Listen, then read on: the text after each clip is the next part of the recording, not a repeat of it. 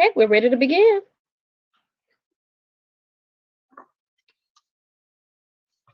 Dr. Haney?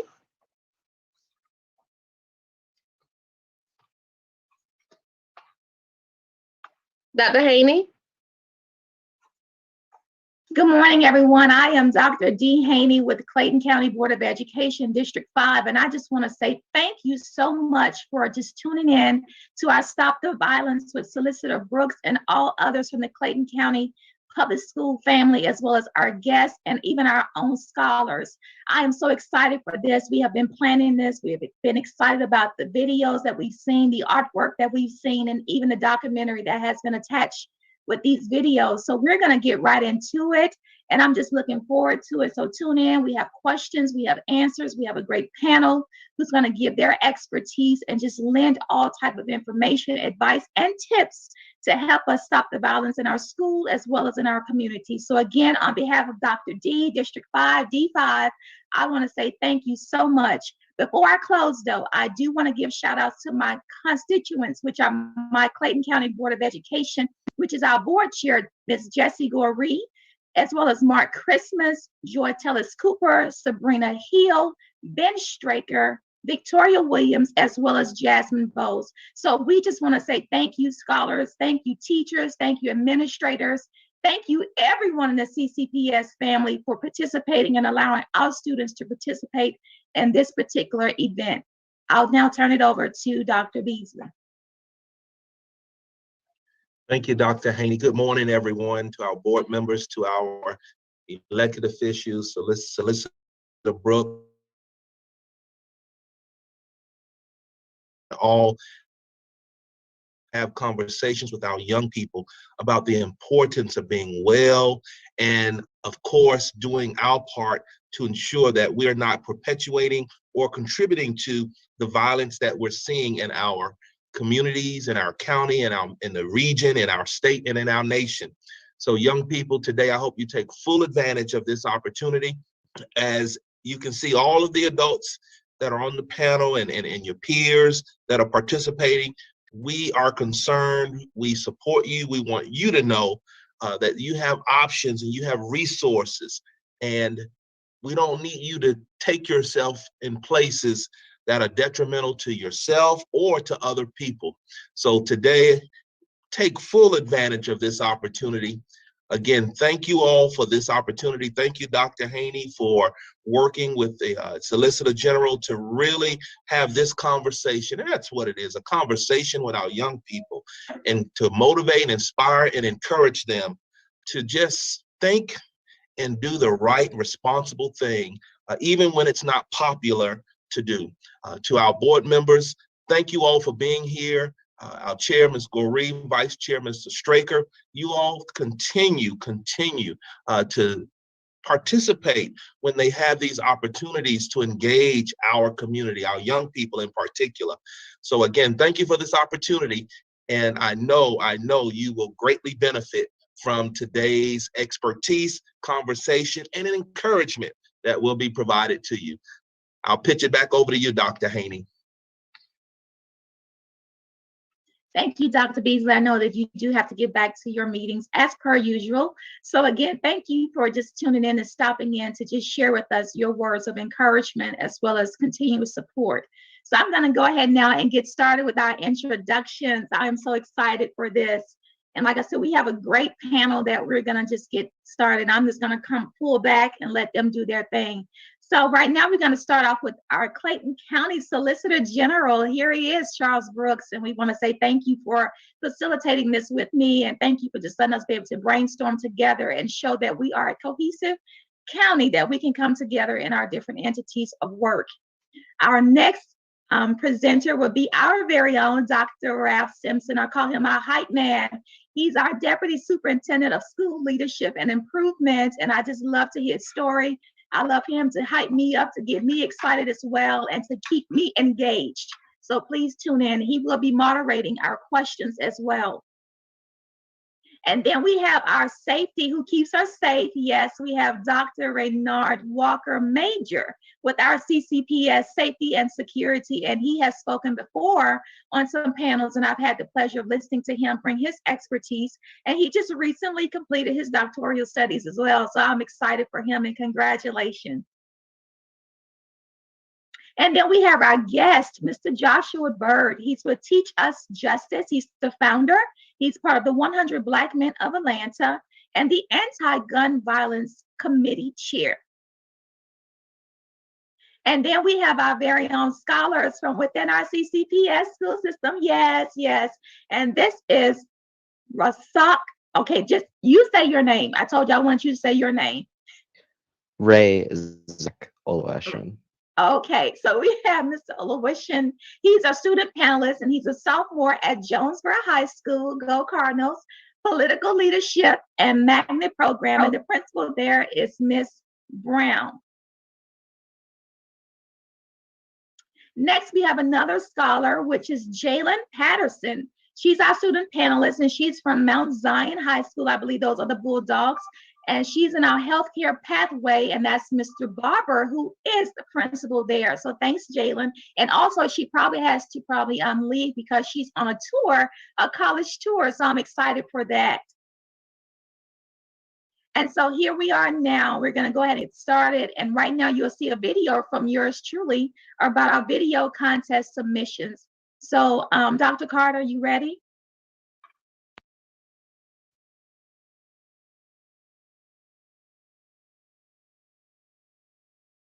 Hello, scholars. My name is Dr. D. Haney. On behalf of Solicitor Brooks and myself, we would like to say thank you for your participation in the District 5 Stop the Violence video contest. In this contest, you may submit a poem, song, picture of your artwork, and even a speech expressing your thoughts on ways we can keep our schools and communities safe from gun violence. In honor of Martin Luther King Day, the theme for the video contest is a quote from Dr. King. Nonviolence is a powerful and just weapon. As you submit your videos, please consider this question. How can we realize Dr. King's dream of nonviolence and stop the violence in our community? In your video, please share your first and last name, your grade that you're in, and how can we stop the violence? I'm looking forward, along with Solicitor Brooks, to see your video submissions. We already have a few video submissions that have been submitted, and we are so excited and can't wait to view them all. So I will see you on January 28th as we have a great discussion and review all of the video submissions. Again, thank you, scholars, for your participation. Continue to be safe. Talk to you soon. All right, I believe that we're ready now. That was my formal speaking, but this is me. I'm the hype Dr. D here, but I am so ready to get started. So Dr. Simpson, we're gonna let you go ahead and get started with our great panelists and questions. And students, if you have more questions, please submit to the chat and we'll address those as the program proceeds, okay? Sounds good. Good morning, everybody. Thanks, Dr. Haney. Good morning to our wonderful panelists. And listen, we have some questions that are actually quite intriguing, and I believe is going to be thought-provoking as well. So panelists, I hope you have your intellect hats on, because these are some questions that are, from our children, from our students, and I believe is truly going to be a benefit to them.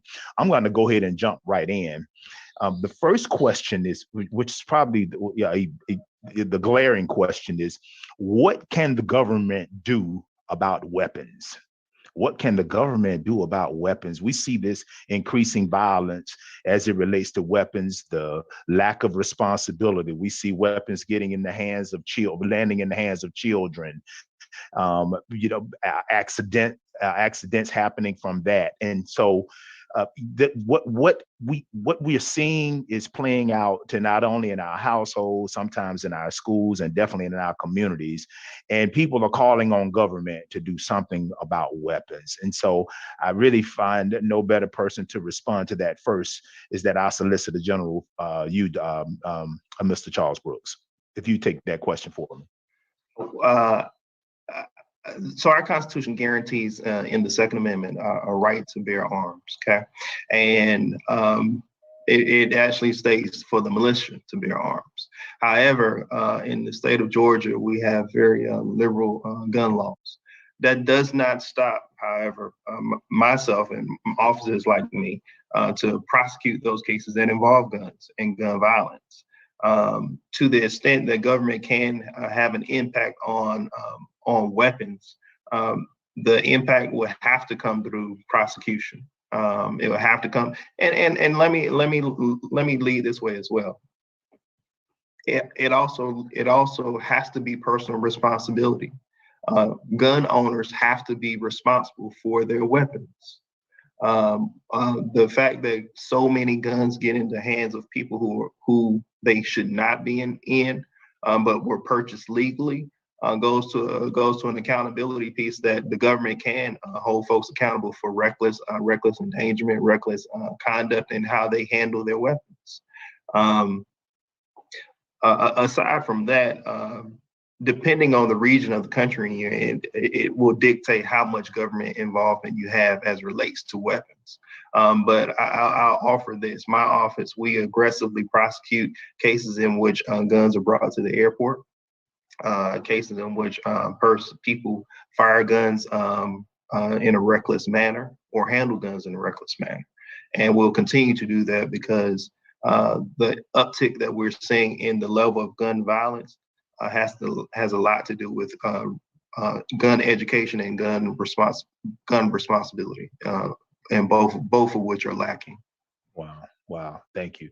And I couldn't agree or concur with you. Major Walker, you are work directly with our schools, and as our goal is always to prevent and inform and educate students and staff about weapons, not necessarily the use of, but the possession of.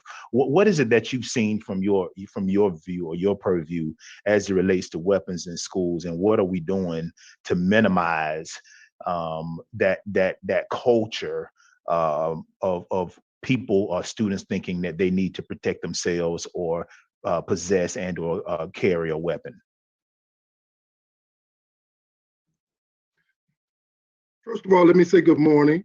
And secondly, let me piggyback off of Solicitor General Brooks. I think that he was very valid in his points. I think that it's very important although we don't choose to criminalize students, I think it's very important that we do start at least some sort of litigation towards bringing weapons on school property. I think it's very important that we protect our school environment.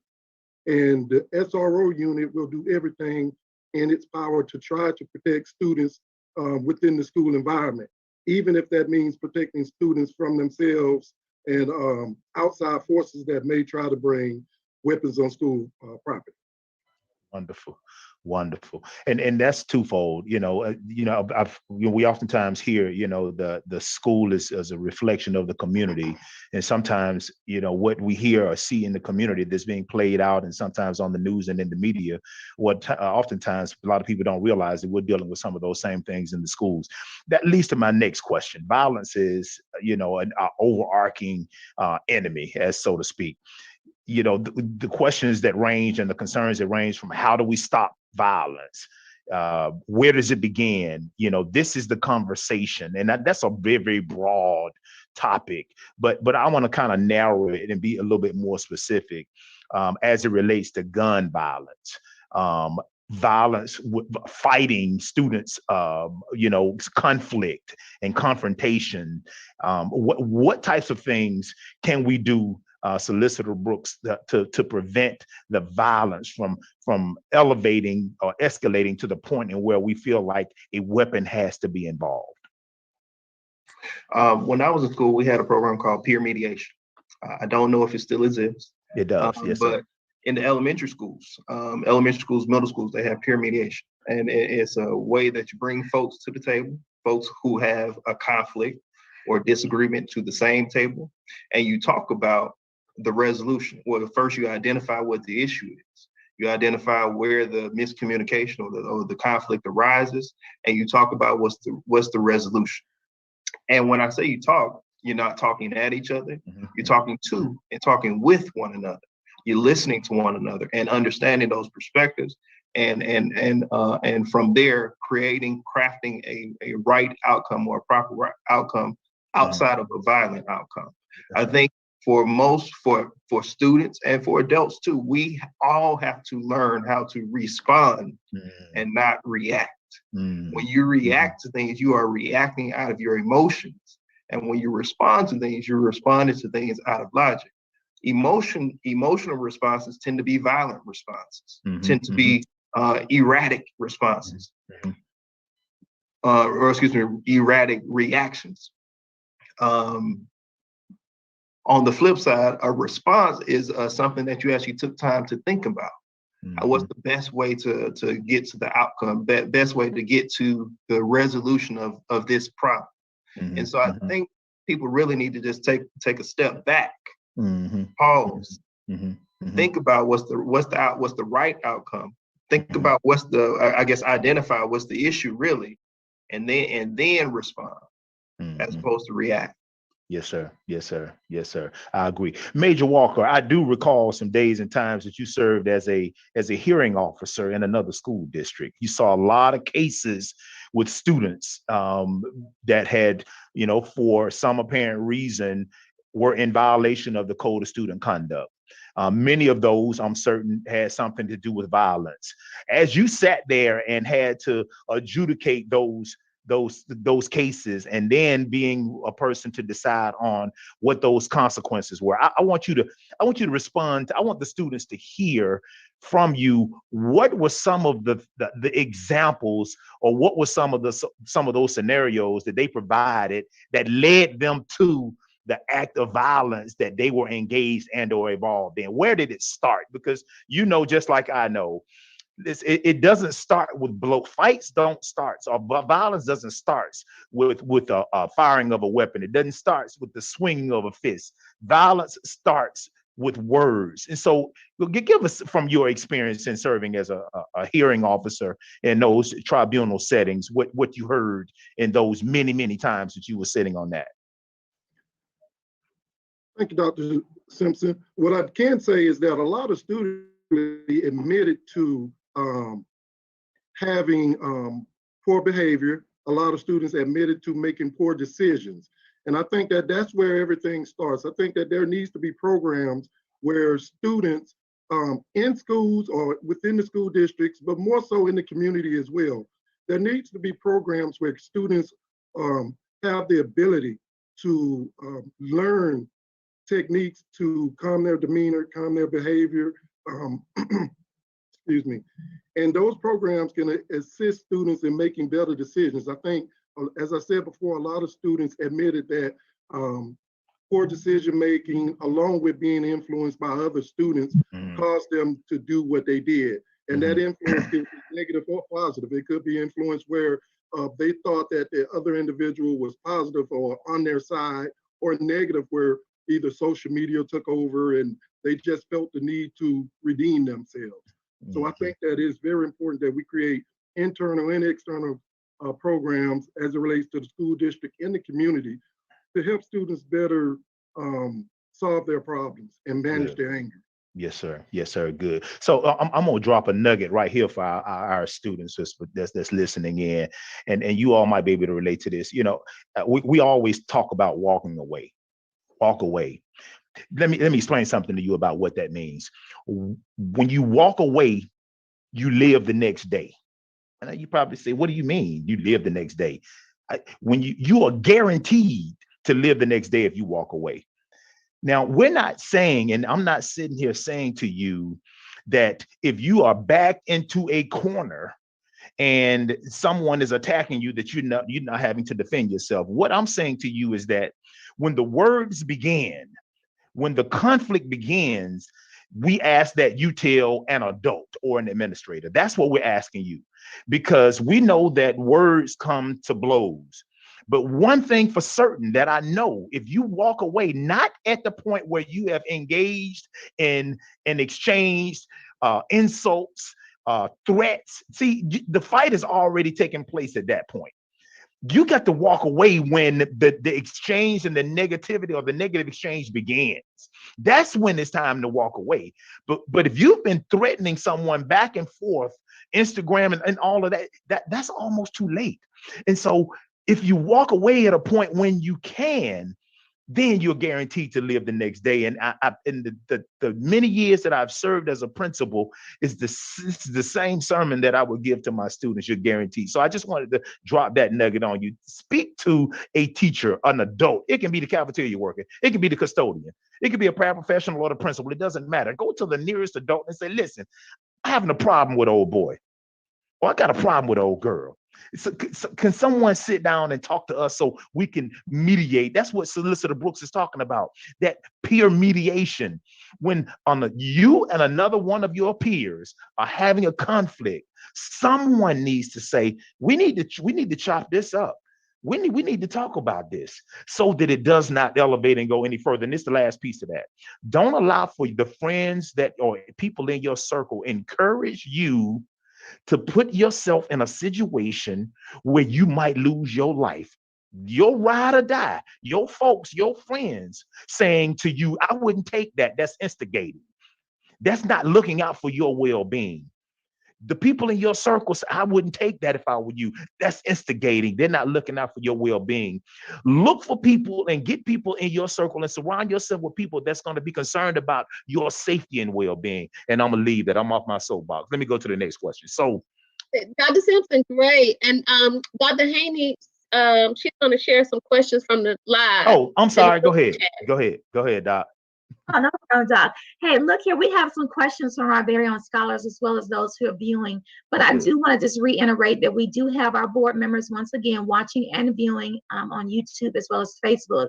And I do want to give a special shout out, and I will do that now to Miss Regina Wallace, who's our social studies coordinator, and she also won an award. I'm so excited. So thank you for making this happen and gathering all our students to make sure they participate. So we're going to go right into our questions. And this speaks to what Dr. Simpson was just saying. It says, if you are stressed and someone is annoying you, what do you do? And I think that you answered that when you said to walk away. You know, are there any other tips that our panelists, Mr. Joshua Byrd, that you could probably reiterate to that question? If you are stressed and someone is annoying you, what do you do to prevent that violence, to prevent that bullying, so much to speak on? What can you do? What can you offer to our scholars? Absolutely. Good morning, everybody. Joshua Byrd, and with Teach Us Justice. Teach Us stands for Teaching Ethics and Cultural History for Urban Stakeholders. But I've got another acronym for you all today and all the students, and that is TEACH, and I'll elaborate momentarily. But you're looking at someone who in a high school in Clayton County Public Schools was personally held at gunpoint. And so I know that what's being said is accurate and true. You know, you talk about walking away, but my response to that is, if you're feeling pressure and you have to make a decision on how you respond, I'll give you another acronym that deals with TEACH: tools, environment, accountability, culture, and home. What do I mean? Programming. If there's programming, if there are learning environments, if there are situations like this, such as this panel where folks are dropping nuggets, listen to it, because oftentimes you can only respond based on the tools you have, based on what you've learned, based on your lived experience. So try to pick up those tools. And one of them is dropped today. And that is, sometimes when you're in a certain environment, you have to walk away. You have to be a bigger person. You don't have to win that argument. Secondly, you're talking about environments. Be conscious and cognizant of your environments. You know the groups, you know your peers. You want to limit your activity with folks who you know are going to cause the drama and be up to that sort of thing. And so, you know, be conscious of that and just try not to be in those situations. That'll resolve a lot. But accountability, be accountable to yourself. And that is, you have the power to make these decisions. And so if someone's bullying you, go to the teacher, as it's been said. If someone's bullying you, remove yourself from that situation, but don't just hold it in. You have to report it. You have to respond. It's not being a snitch. I know students have asked that question: am I a snitch? Am I, ratting people out? No, you're not. Because if you look around in this country, there are a lot of injustices. We know the different stories that make the headlines, and we're like, you know what? From a law enforcement standpoint, police shouldn't be doing these certain things. So we like to protest and say that's wrong. We need to do something about it. But how much more important are you? You also should not be bullied. You also should not be mistreated. And so when it happens, you need to respond by letting other folks know, remove yourself from the situation, don't go back to that situation. And then it deals with culture. You know, you look at social media, a lot of people for many years have blamed rap music. They blame the movies. They blame just music in general as being one of those things that causes problems. But look at what's going on in and around you, and try to surround yourself with folks who basically mirror the type of atmosphere you want to be around. You have to be very smart and accountable to yourself to make sure that you're not putting yourself in bad situations. And when you know people to be part of certain cultures and certain groups, then you want to disassociate yourself from them. But then also to the question about what do you do if you're being bullied, going back to the tools, is that make sure that when something like that happens, you're responding the way that you should, right? Whether folks are looking or not looking. And then ultimately tools that, you know, this platform we have today is just knowing from a school system perspective, we've got to make sure that the homes, the families, the students in our school system can receive this type of programming and messaging, because again, children can only react and respond based on the tools they have. And we want to make sure that each and every home in Clayton County has the ability to receive this sort of information, messaging from Solicitor General Brooks and everybody else, so that they can appropriately respond. But definitely let authorities know, definitely let your teachers know when things like that are happening. I'll tell you, when I was held at gunpoint personally, I didn't say anything. And it's kind of lived with me, you know, to this point in my life. It's traumatizing, but you should tell and remove yourself from those situations. And it really deals with the tools that you have as an individual. And so that's my response. Long-winded, but that's my response. No, thank you. It's very informative. Thank you for that. And I'm going to ask a question to our scholars who are on the call, Jalen and Razak. I'm going to ask them a question, and you all give me your perspective as well. And this is coming from our students who are viewing as well and asking these questions. What can we do to help the world? From your lens, Jalen and Razak, what can we do? What can you all do as a scholar within the CCPS school system? What can you do to help get the word out and to be able to spread that amongst the masses within the CCPS district from a student's perspective? Just personally, just because of how like the programs that I'm involved in, like getting involved in things is probably one of the best ways to spread the word of different things. Also, like I guess just being willing to talk to people about stuff. I mean, like it's just kind of like that simple. I mean, like if there's somebody that you feel like if they can hear this message and it might be good for them, you know, then just tell them. I feel like because of social media and all these other things, we're so disconnected from one another that no one wants to sit down and just have like a conversation and talk about certain things. I feel like we need to get more into the habit of just talking to people about stuff, as well as just getting involved, just like asking people about stuff rather than just waiting for something to get posted or whatnot. Just being more active in our own community. Because I mean, if no one is going to try and spread this word to us or try and help us, then who's going to? Thank you. I appreciate that. And that was a very in-depth response. And I think that our students should take heed to that. So I'm going to lean on you for that, since you're in our political leadership program, and that will really help us to get the word out. And like you said, having those conversations more often, not just less than in the program, but more often within our district. And we'll work on that.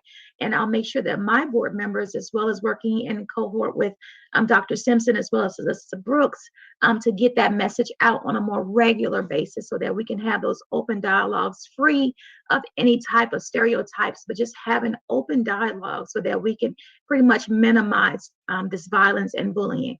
Jalen, do you have any remarks to that? Yes.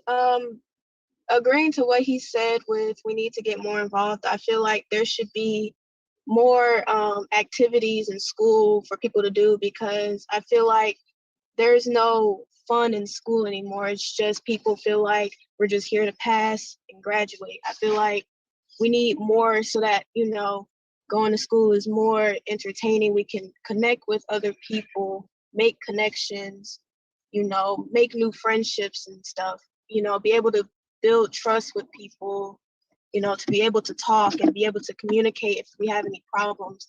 I feel like that's one of the biggest issues is lack of trust, to be able to trust one another. And I think that's something we should work on in the school. And also with our teachers as well. I feel like from somebody who's been bullied since middle school, I feel like, we don't feel comfortable going to our teachers because we feel like nothing will be done. We don't feel like there's not enough accountability taken. So I feel like we should also, give more accountability to those that need to, get, how to say, just trying to just take accountability.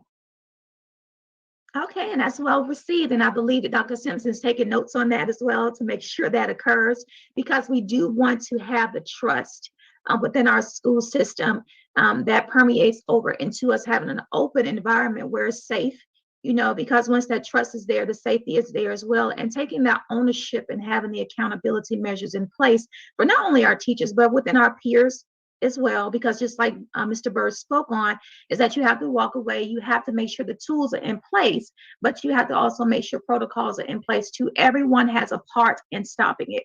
So it permeates over to the overall body of which we're in, which is in our school system, as well as with us as adults, as well as us in our community. So you speak on a great point, Jalen, as of the accountability piece, the ownership, the lack of trust, and of course the communication. So I'm going to now toss the questions back over to Dr. Simpson if he has some more questions that are peeking in, and he can now address the panel. Thank you. Thanks, Dr. Haney, and thanks to our students. I mean, and you, Mr. Byrd, for those wonderful comments and great questions. I will add just a little bit to Jalen's point, in which she's absolutely correct. I will, as a, torchbearer and one to carry the message to the principals and to the schools, make certain that I communicate to them that there has to be more activities that involves student engagement and what that looks like. I'm a firm believer that we have to master learning, and we have to master living before we master learning. And so I know with all of, what COVID has done to us in terms of what I call social distancing, we should have been focused more so on physical distancing and keeping the social piece that we that is, desperately needed. The social piece we should have never taken out. We should never social distance. We should have been focused on physical distance. And so, Jalen, got your point. I will definitely carry that message and insist and encourage as well for our principals to be, knowledgeable and cognizant of the fact that they need to have more fun activities and that focuses on mastering learning and in keeping students engaged. And so with that, let me just move forward with a couple of other questions. I heard someone mention something earlier about, I think Mr. Byrd mentioned something about being a snitch. And so I want to put a pin in that and ask this question. Is there a difference between reporting, tattling, or gossiping when you see something? Let me say that again. The difference between reporting, tattling, or gossiping when you see something. A lot of times people what they don't know for facts, they'll make up or create a story. And then, Mr. Byrd has commented on snitching and what that means. But tattling and snitching are first cousins, but reporting and the gossiping, I'd allow for either one of you, whether it be you, Mr. Byrd, Solicitor, or Major Walker, please jump in and just elaborate on that for me.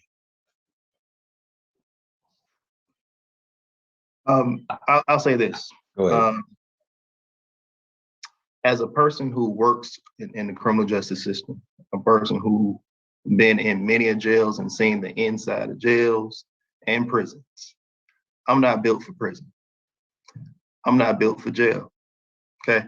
And so I'm not going to jail or prison for anybody or anybody else's actions except for mine, if it comes down to that. So I'll say this, if you see something, say something. If you see something, say something. I think that's the key to really a lot of criminal behavior and violence. You see something, say something. Because it not only will it help you, it'll probably help the next person. I'll clue you guys into a little secret.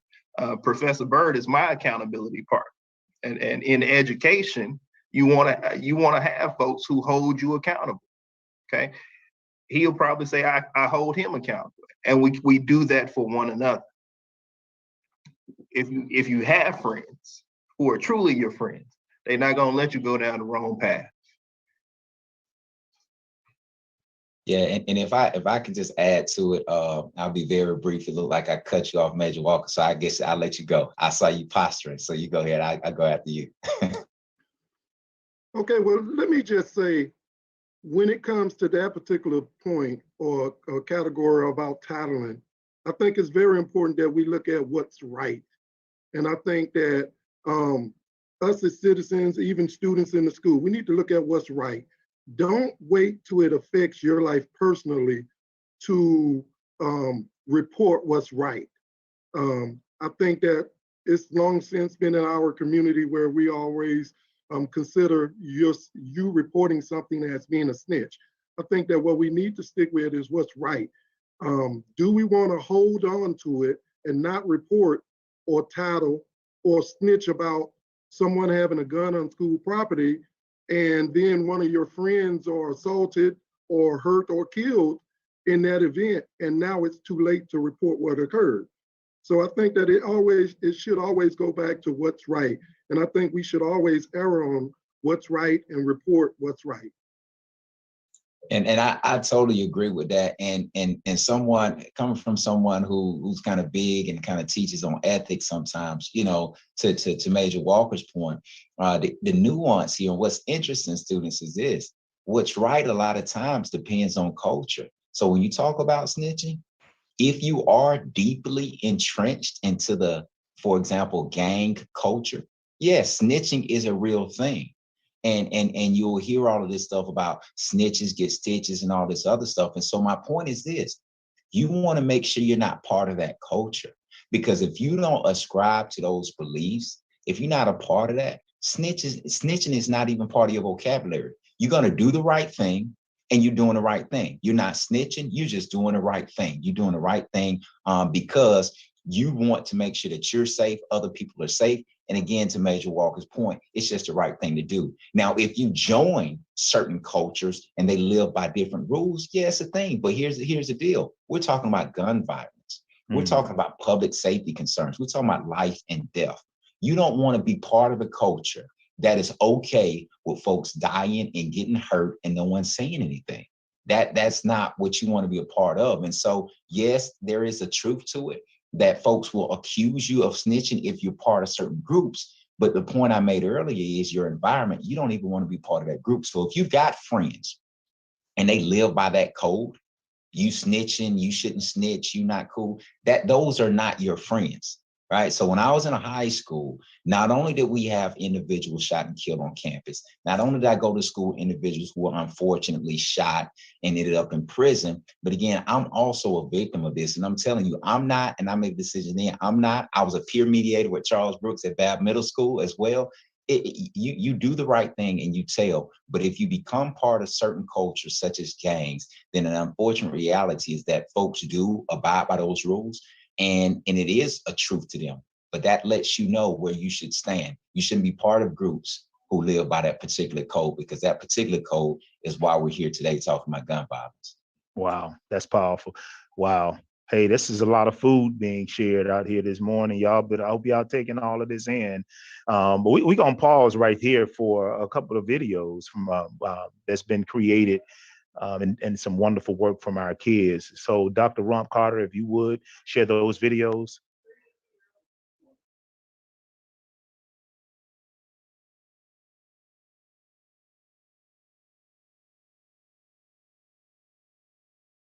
Hello, I am Alexa Diaz, 8th grade from Babb Middle School, here to present Stop the Violence.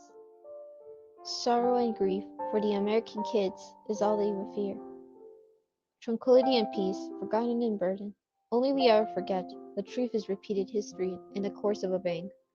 Problems could be solved if we followed the ways of our ideal, we have a dream. To my surprise, the nation thought of a faulty plan, clear bags and such. However, the kids and the people have no hope.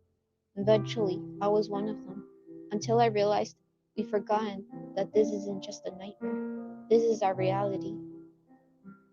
Feigned truth, but laws are to blame. I see this could become my reality if I follow the dream. Oh, Martin Luther King would know, for he developed his dream of reality. Likewise, I wished and pleaded for removing our true burden. Plead, plead, plead. Protest, protest, protest, calmly. Everyone would love justice. Nevertheless, gun laws can make quite a difference. Can be protested, for after all, we can't escape our ideal dream. Our ideal dream. My ideal dream. For the kids to have an education and learn without the fear of death, or grief, or hopelessness. That is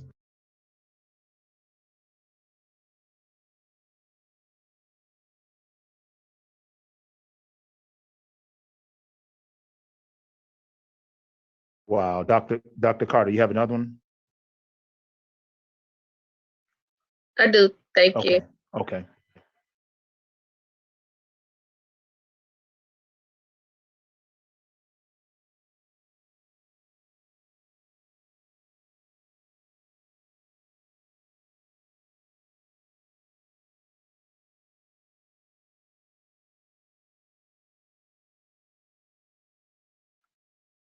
Hello, my name is Christopher Neal and I go to Babb Middle School. Today I'll be telling how we can stop violence, whether it be police brutality, domestic violence, or gun violence. Gun violence, we can take for example the local Luna shooting. Extra countermeasures should be put on the offenders, such as more time or more charges for their for the crime that committed, and for their investigation. For domestic violence, offenders should be put on no trespassing and arrested and put on a lawsuit for the premises where they committed the crime. Police brutalities, police officers should be removed from the force, given a failed trial, or deemed a murder for if they had no probable cause or no reason to arrest someone, detain someone, or kill them. Hi, my name is Arlen Presley. I'm a 10th grader at Jonesboro High School, and I'm a member of the Political Science Leadership Program. And here are a few ways that I think we can stop the violence in our community. I think that the first thing that we need to do is we need to reevaluate what kind of media we're consuming. A lot of times in today's media, violence is very normalized, and despite the fact that we may think it's entertaining in the first place, we'll realize later on that it's become ingrained in our behavior since we're so used to seeing it. I think that we need to start watching more family or educational centered media, basically media that doesn't have as much violence in it, and media that's a lot more calm and it's not as overstimulating. Another thing that I think we need to do is as teenagers, I think that we need to consider the people that we're idolizing and the people that we look at and look up to every day. As teenagers, sometimes we tend to choose very questionable role models. We may not exactly choose them based off of their character, but simply because of their celebrity or their status of wealth. Instead of idolizing rappers, musicians, or actors who may have questionable morals and very dramatic behavior that we tend to end up copying, we should start idolizing educators, scholars, writers, philosophers, people who really question and challenge our activity and our brain activity, and people who really make us think, who really get our brains going. One more thing that I think we need to do is we also need to focus more on the communicative status of mental health. We need to learn how to talk to each other more. We need to learn how to just communicate our feelings. We need to learn how to be emotionally vulnerable, more emotionally intelligent, and to make violence our last resort instead of our first. Those are some ways to help stop violence in our community. Thank you. Hi, my name is Preston Passmore, and I'm in the 9th grade, and you spell it PRESTONPASSMORE. And I feel like we could stop the violence by not even just violence, but drug dealing and smoking and all types of stuff like that. I feel like we can just like bring everybody in one room and, well, if it's possible, but basically just bring everybody together again with a full meeting about stuff that we shouldn't do and stuff that's good for teenagers and teens and not even just teenagers, 11-year-olds, 12-year-olds, all stuff like that. Because there's 12-year-olds out there right now that's in my, not even, not in my school, but like in middle school, they're smoking and stuff like that, and then they bring in weed to school to sell it for a whole lot of money and stuff. And then they just go on and on and see how much they can make and stuff like that. But they don't know that it's gonna affect their future because say if you're going to a job interview and the person asks you a question and then you answer it, but as soon as they say that it's over with, then you walk off, they're gonna smell like, you know, drugs and marijuana and stuff like that. But not even just that, like, you know, like people my age, they want to alcohol, like want to be a thug, stuff like that, like want to be thug, and they talk like weird and stuff, like, you know, they be like they call each other gang and stuff like that. I don't do that type of stuff because I'm not trying to be hard and stuff. But yeah, but I feel like we could just put everybody in one room and then bring peace again. Hello, I am Alexa Diaz, 8th grade from Bad.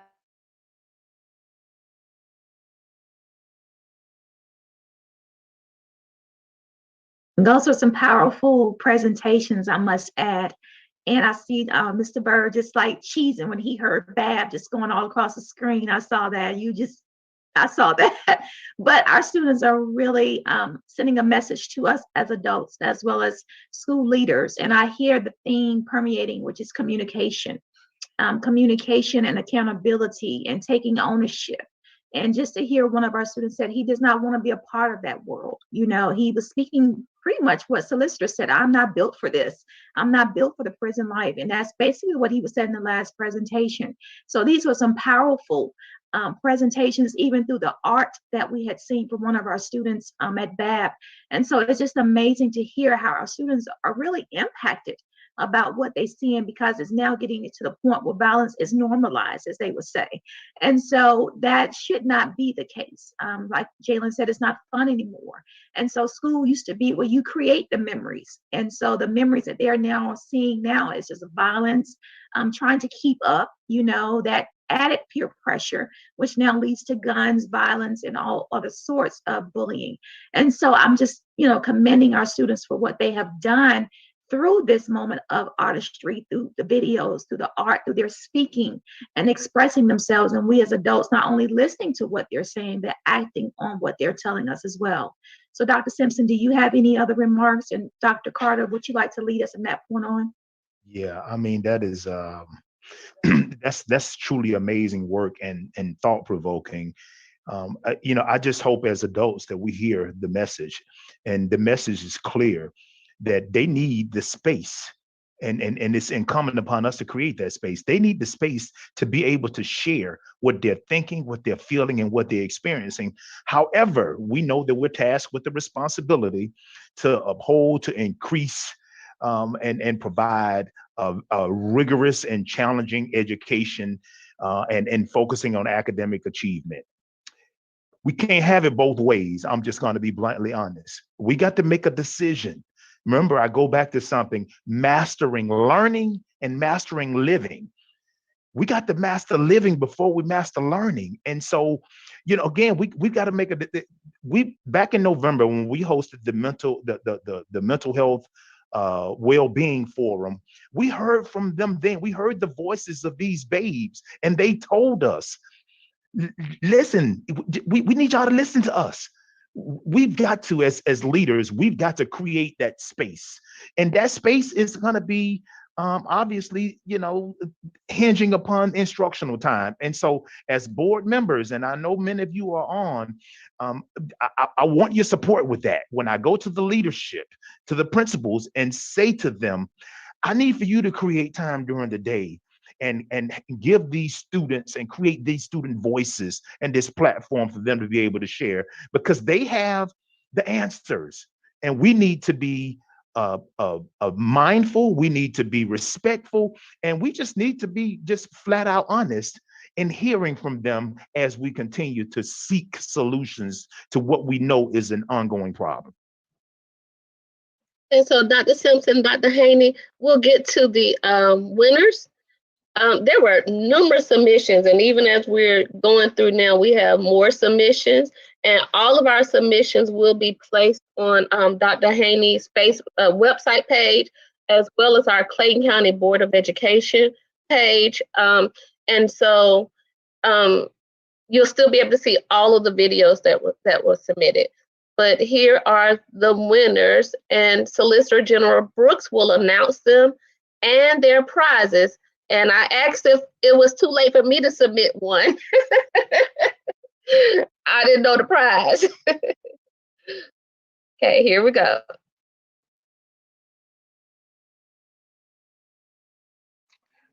So in third place, you have Braxton Borden Ave. Mr. Braxton did 2 video submissions, and one of them actually talks about the principles of nonviolence. Braxton is a kindergartner, and so let's see. Good evening. Good evening. Can you tell the people your name? My name is Anthony. And where was you born? I'm in 1919. And are you the only child? No. 1 out of 10. You're 1 out of 10. And what is something that happened to you that people may not know that happened to you? Lizzie tried to assassinate me, but let it open up. And everyone knows that you was against segregation. What else did you wanted to do for the people? Help poor people. And last but not least, what is something that you want to leave to the people for 2022 that they should do? Be kind to others. Thank you so much for having me here with you in your home. I really appreciate it. It's a lovely home. Thanks and bye. And Braxton, he had a second video that had principles of nonviolence. Braxton, as third place winner, he'll be receiving a $50 gift card from Walmart.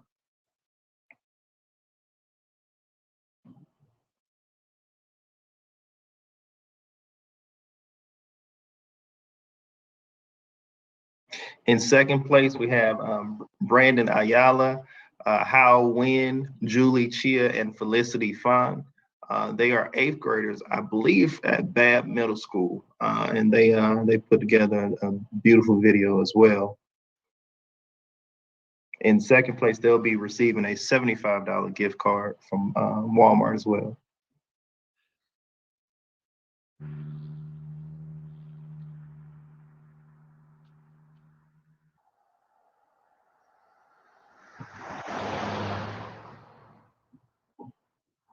Oh my God, it's too Asian.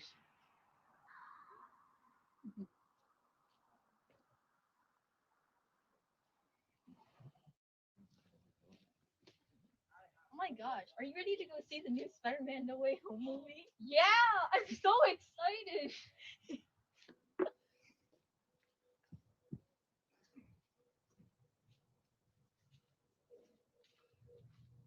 What are y'all 2 Asians doing on this tour? Does it matter? Why are you here?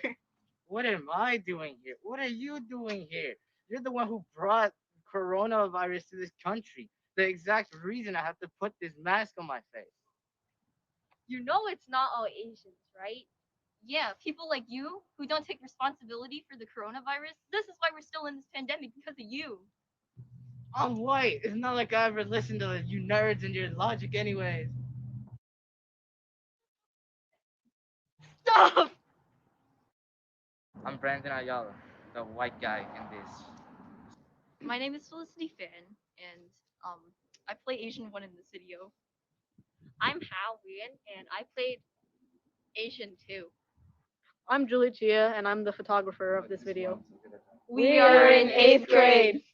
So, some ways we can stop the violence is by 1, signing petitions, 2, donating to certain charities or things that could help prevent violence.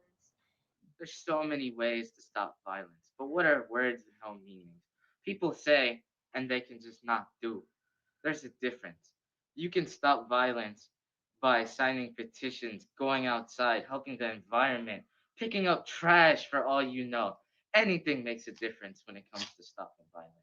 And you, even if you're like 7, 9, you could stop it. Someone's getting bullied at school. You could be like, hey, no, that's wrong. This is America, a free country where everyone has equal rights and they shouldn't be judged on racial stereotypes that follows their background, because not everyone from their background is the same.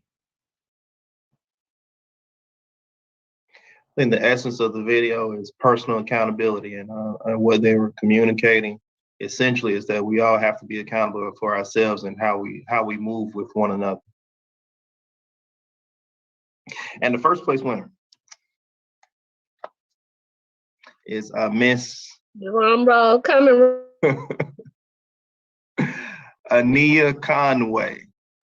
Miss Conway produced a beautiful video. She was a one actress show, and as a grand prize, we're going to do a $100 gift card from Walmart.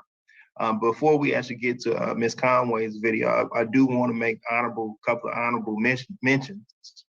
The students at Brown Elementary, the 4th and 5th grade classes, they did original poetry, and those were some beautiful videos, as well as Miss Alexa Diaz. Miss Diaz, I think she had a late submission, but it was that was the video with the artwork that you saw earlier.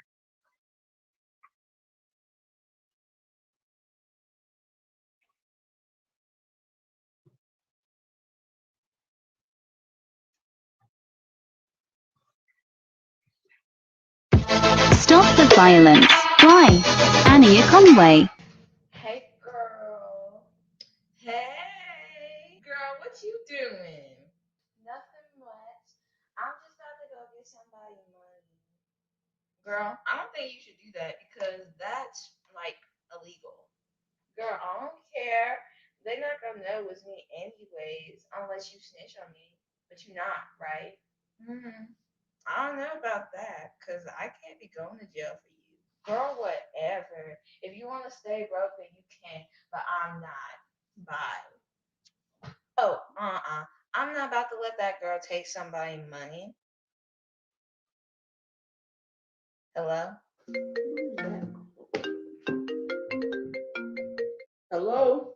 Clayton County Police Department. How can I be of service to you? My friend said that she was going to rob someone in that area. Thanks for your concern, ma'am. We'll be right on it as soon as possible. All right, bye-bye. How can you stop the violence? If you see something, say something. Don't let something stupid go on.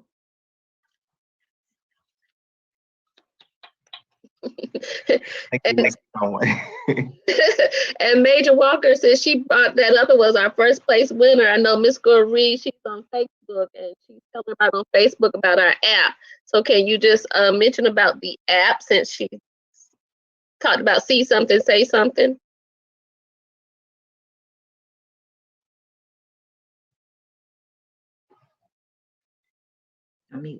Okay. I think it's very important that we reiterate to our students to see something, say something, and all you have to do is go to the Clayton County Board of Education website and look for see something, say something. Once again, it's very, very important. We discussed earlier that it's not about talenting or gossiping, but it's all about reporting, doing what's right, and making sure that we be accountable for ourselves as well as others. Okay, and those were, like I said, all of the submissions will be posted, and Dr. Haney appreciates all of the students. We were up last night watching them and enjoying all of them. So thank you so much. And Solicitor Brooks, Dr. Simpson, Dr. Haney, panelists, Solicitor Brooks, do you all have any final remarks? Well, I just want to chime in first and just say thank you so much to everyone who participated in this Stop the Violence discussion or conversations, especially our scholars. Jalen had to jump off because, like I said, she's on a college tour. And I just want to thank everyone. Sorry, y'all. I just want to thank everyone for just participating and taking part in this. And to our panelists, thank you for taking out time to just really come out and share your viewpoints and even your experiences, and just to learn about Mr. Byrd, having that gunpoint at his experience and how it's living with him now, but how he has turned that around to be of a positive, to inspire and to even teach students about how to react to that. And so I'm just appreciative. Like Dr. Carter and I said, we were up late last night looking at all the videos and just really getting inspired by that. And I was just leaving her a message saying that we would have to have a part 2, because I'm listening and I'm reading all the questions that were coming in through the Q&A chat, and some of the questions are very profound, but we just didn't have the time. And so I will get with Solicitor Brooks again, and so we will discuss possibly having a part 2 before the close of the school season, school system season, when school dismisses. And so we'll get with you all on that. But again, thank you from District 5 on behalf of the Clayton County Board of Education. Thank you so much for what you're doing. Again, Ms. Wallace, thank you so much for just helping us to coordinate this and get the word out. Dr. Simpson, thank you for just coming on in and helping your girl out. I do appreciate it. And I just want to say thank you so much. And also, students, please, if you see something, say something. And I just want you all to remain safe this weekend, and just know we want you back on Monday. Thank you. I want to take this opportunity to thank Dr. Haney for allowing me to co-sponsor this event with her, and all of Clayton County Board of Education for hosting these conversations with the students. To each panelist, I thank you for agreeing to engage in this conversation, because it's a necessary conversation. It should never be normal for a 6-month-old child to die needlessly. It should never be normal. We should all be bothered by that. The reason that students go to school is for education. And so we have to get back to the real reason why we have an educational system. What's the purpose of it? A friend of mine once told me that you have to have a 4D purpose in life. And 4D just means 4 dimensions, right? And when you're talking about something that's 4D, it's totally immersive. But if you want to use, my friend used acronyms, and so I'm going to steal from them and take the acronyms. The 4 Ds of purpose is discipline. You have to have a seriousness of purpose. Why are we here? Get to the real reason of why we're here. You have to have dedication, which means you got to fully commit, totally commit to the reason that you're there. You have to make good decisions and be decisive in your decision making. If you decide to be a stellar student, to be a scholar, then you also deciding to form or alter the culture that you make yourself a part of. We should never want to be a part of a culture that violent behavior is normal behavior. And lastly, you want to demonstrate. That last D is for demonstration. You want to be what you want to see. You want to be what you want to see. In 100, they say they'll be what they see, and I truly believe that. And so, what we are trying to show in this conversation is that you can be anything that you want to be, because you got people on this call, in this forum, who've sat exactly where you are and been in the same situations, and you very well in the future will be sitting in the same place as well. And so thank y'all for engaging. I think the last count was like 400 some odd students. And so I appreciate y'all signing on and engaging in this conversation and putting all the questions and chats in. And I looking forward to additional and future conversations with you.